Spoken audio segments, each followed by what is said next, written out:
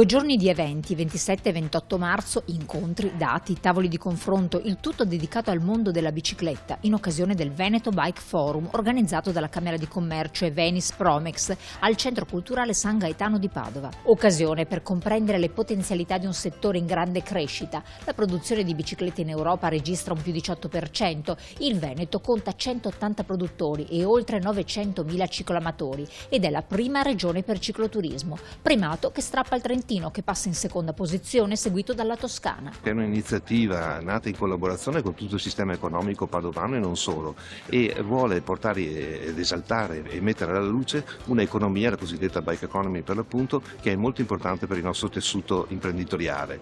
E basti solo pensare che nel Veneto abbiamo oltre 900.000 appassionati di cicloturismo e l'ambizione è quella proprio di far emergere questa realtà.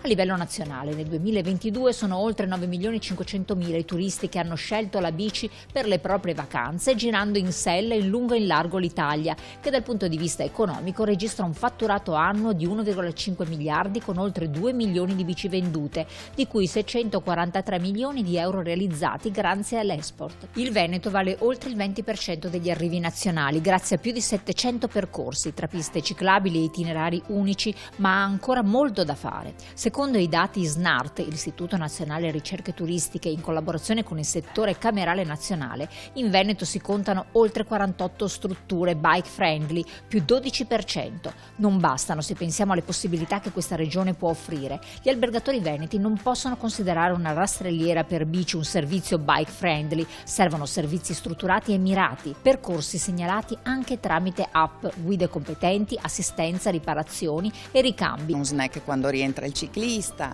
oppure una colazione preparata ad hoc, un menù, insomma un emergency shuttle. Sono tanti poi i servizi, più uno vuole accogliere i ciclisti e più deve sapere, ecco perché venirsi a formare anche un Veneto Bike Forum, cosa deve avere. Ma soprattutto avvicinare le persone ad uno sport sano e rispettoso dell'ambiente. Sport che fa bene perché comunque ti mette a posto fisicamente, ti fa venire il buon appetito perché andare in bici ti mette appetito, ma soprattutto con le nuove mode che ci sono in questo momento, dalla gravel alla bici elettrica, alla mountain bike elettrica e quant'altro, ti dà la possibilità di vedere dei percorsi bellissimi.